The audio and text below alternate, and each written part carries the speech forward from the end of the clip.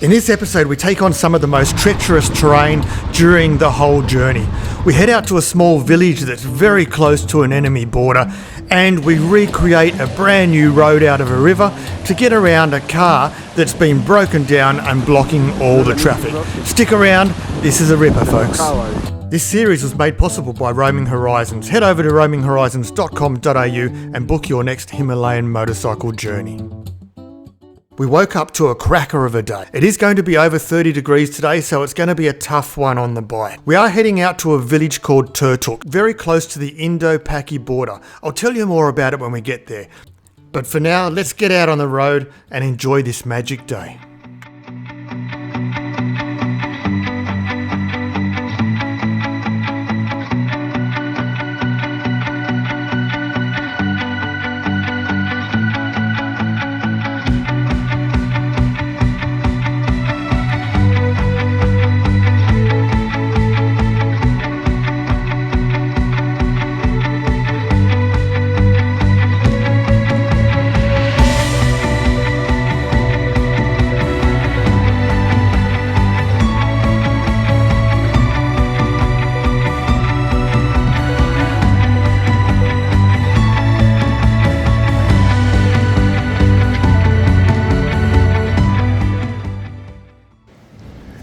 Well, good morning everyone. We've only been on the road for about half an hour from where we stayed last night, which was quite nice. Bonfire was cool. The team cooked us chicken on the fire. A bit of crazy Indian dancing. I'm not much of a dancer, but they did make me get up. I don't know if there's video evidence of that or not. I'm not going to show it. But we're down by a river here. And oh, by the way, how sexy is my head attire? It's just my cap on top of my balaclava, but it's stinking hot.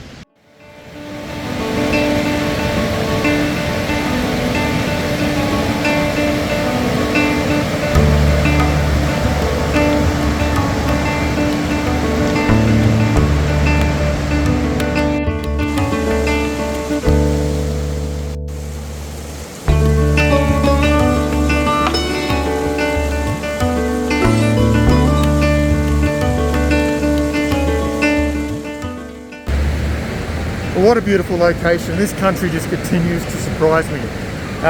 This is crystal clear water coming down off the mountains. It's probably as clean as you can get, and it's just cold, refreshing, and just beautiful location. Anyway, let's hit the road and see some more.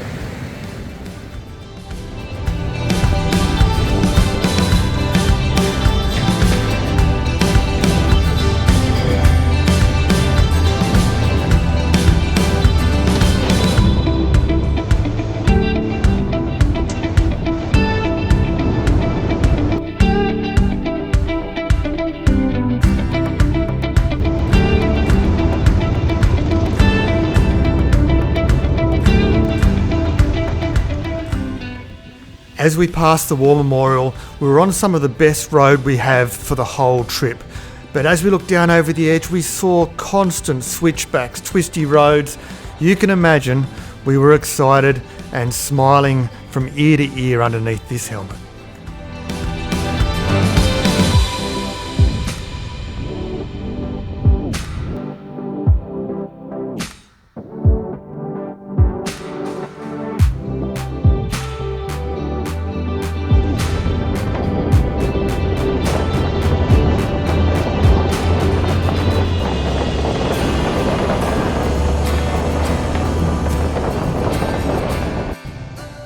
Arriving in Turtuk, it was time for lunch. We found a spot for our bikes, we found a great little restaurant, and I had a bowl of cheese Maggi, which was one of my favourite lunches I had on the whole trip.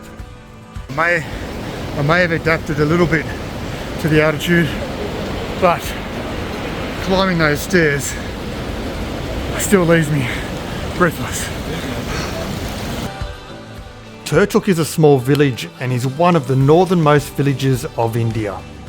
It's also one of the closest villages to the line of control between India and Pakistan. Stick around because I will show you where this border coincides in the mountains. Geographically, the village is in the Baltistan region, which has been under Pakistani administration. So I just learned that this area used to be all Pakistani area, and the Indians took it back, and you can see up on the top of that building the Indian flag flying proud up there these days. But we're walking now to a spot where I think we can see Pakistan. So I'll show you. Turtuk is now known for its fruit production, especially apricots, and as you'll see shortly, a whole lot of wheat and barley as well.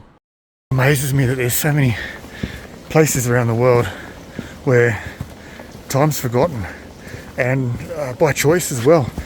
These people just love to live as simply as possible, and I can certainly see the attraction in that.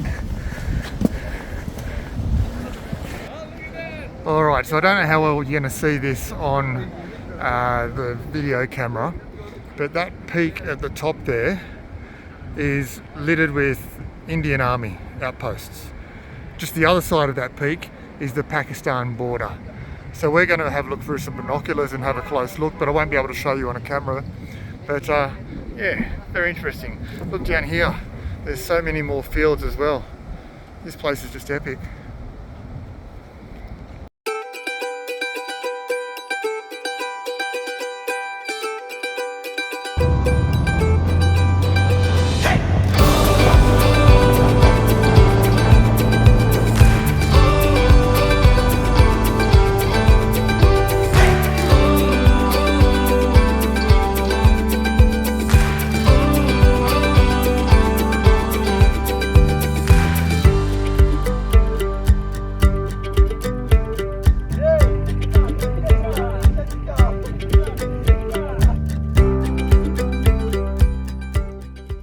As we're heading back to camp for the night, the sun's getting low in the sky and the cow families are out everywhere. But we do need to get some sleep because tomorrow is an epic day. Well, good morning everyone. It's another day, and for the first, I don't know, it's been half an hour, 40 minutes of this ride. We travelled out on the same road as we went in 2 days ago, so I figured I wouldn't film that. However, we've had our first real taste of off-roading, and it's a wild ride because the roads are really rocky, rough and sandy all at the same time. But more importantly, there's like 100 bikes trying to get through the same stretch of road, maybe 50 taxis and buses and trucks, and it makes for a very, very interesting time. You've got to have your wits about you, but you've got to be a little bit forceful, I guess you could say, to get through the crowd. Anyway, we're just regrouping here and continuing on. What a wild ride. So much fun.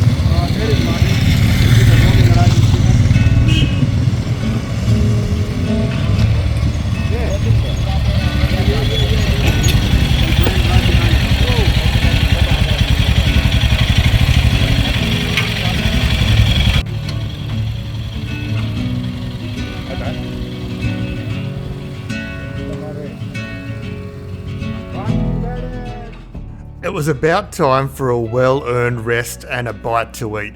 We found this roadside restaurant where we were able to get inside in the shade. We did witness some bush mechanics sitting under his car with a couple of rocks under those front wheels, and also there was a beautiful stream beside the restaurant where people could get their photos taken and also refresh themselves for the ride ahead.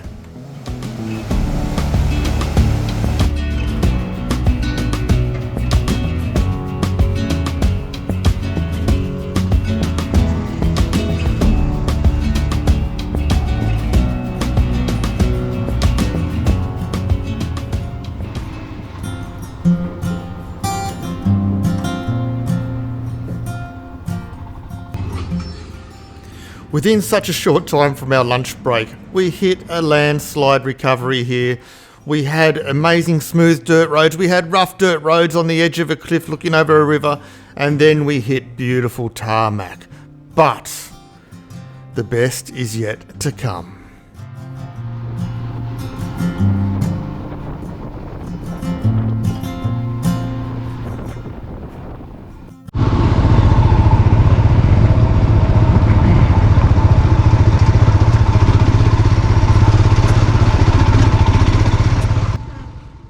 As we begin the first of many water crossings, it was actually nice to cool off a little bit and have the water splash on your boots and your legs.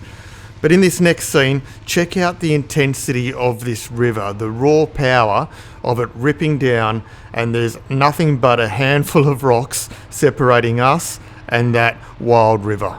Absolutely amazing.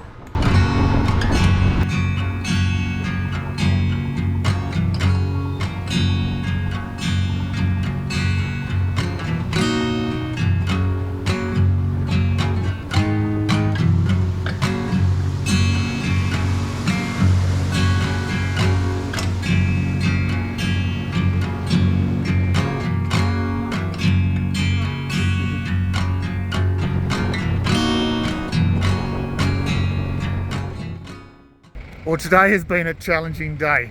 The off-roading, well, most of it, there's no road. They're doing a lot of work along here, but it gets washed away every season and then rebuilt, washed away, rebuilt. Shortly after lunch, or at lunch, I left my cap there, so the balaclava's got to stay on for the rest of the time while I'm standing here in the sun. We're just having a rest. I've had a couple of water crossings which have been quite fun, and you can't see the rocks underneath you, so it's a bit of a potluck game. Anyway, everyone's going really well. We've had no great injuries, a couple of falls, but nothing serious. And let's get back on and keep exploring. Hey boys! Hey, hi! How's today been so far, guys? Oh, pretty awesome. We did a couple of river crossings, had a great time. Nice. I had a fall as well, which was an interesting one on the rocks. But all in all, I'm in one piece, which is great. That's awesome. What about you, Anil? Yeah, wonderful water crosses, but they're telling many more are yet to come. So mentally we are preparing ourselves.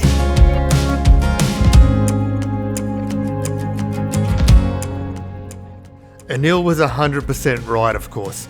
The water crossings got harder and harder, and as you can see here, Satu, our mechanic, is guiding us through the safest passage for this water crossing.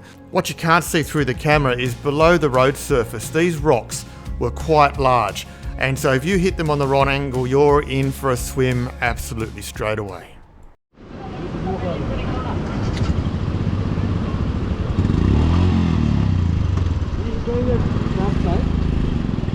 gonna go from that side. Yep. Cross the river from that side. These roads are pretty treacherous, and as you can see, there's an SUV sitting in the river up there with a broken axle. No one could get it out. There was no way that any of us were getting through that section of the river. So we had to turn up the hill, come across and come back down again. This is where these Royal Enfields prove to be absolutely indestructible. I don't know many bikes that could go through that brutality and keep putting along for the rest of the day.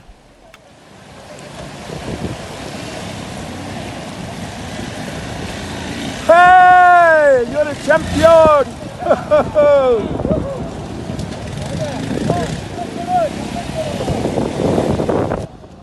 Incidentally, have a look at that little white hatchback there with the pink top on it. That got through as well, and we saw that a number of times throughout the day.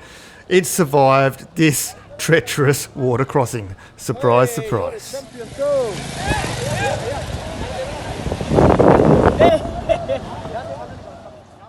We also found out later that this whole road the very next day was completely washed away. It didn't even exist anymore. So all of the other tour groups had to find a different way around this trip. I thought I had this on for all of that and it wasn't running. Oh no! Oh, that would have been awesome. That would have been awesome. That would have been an eventful one. Oh! Thank you, mate. Thank you.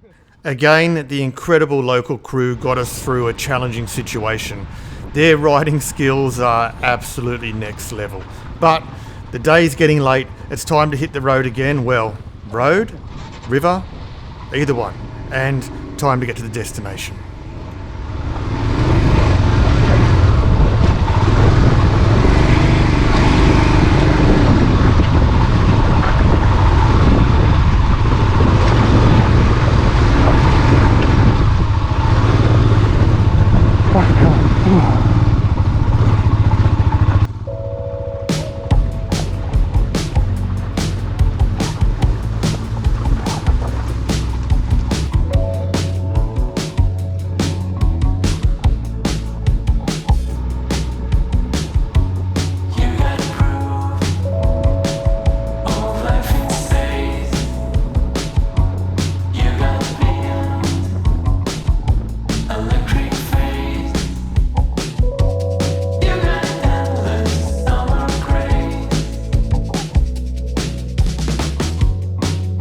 Well, that was another wild ride.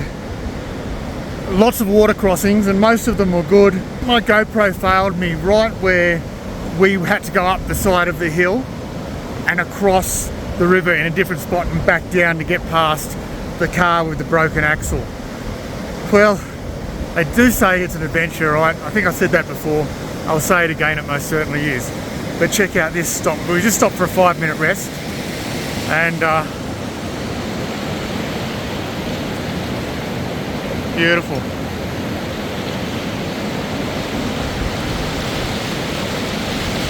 It's dropped down to about 25 degrees now, so it's a little bit more comfortable. The sun's really harsh, but we've still got hours to go.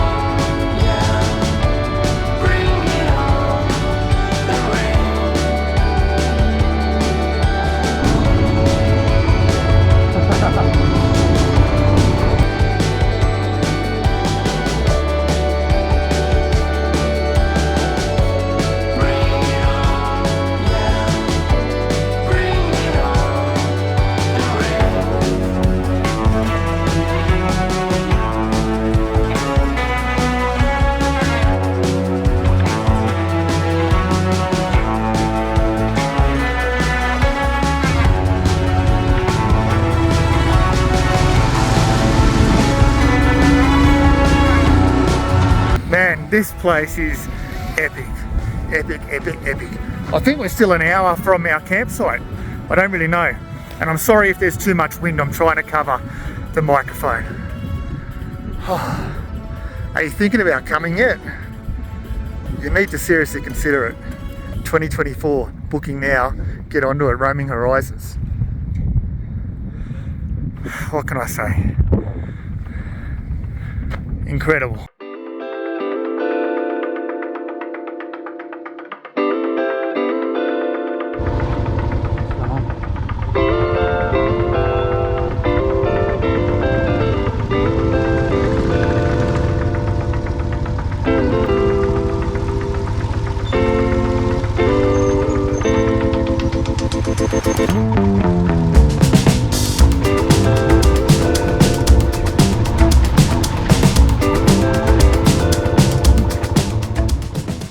And out of nowhere, as if by magic, a beautiful lake appeared at sunset. This is Pangong Lake, and this is where we'll be staying tonight before we head off on our journeys tomorrow. As you can see, the accommodation is extensive through here. There's quite a few different sets of camps. But it's not too late for one more water crossing, and then it's off-road down into camp for the night.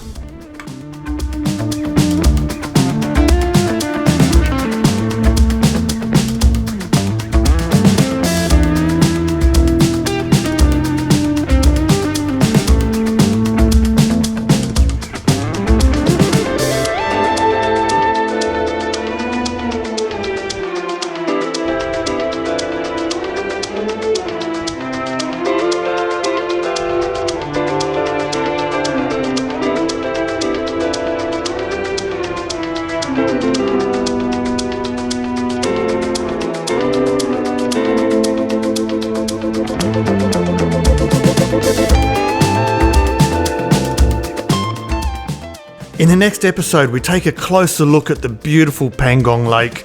We go back up to altitude above 6,000 metres and it might be sending us just a little bit loopy. And we do spot K2 in the distance as well. Subscribe, like, comment, folks. Thanks for watching. See you on the next episode.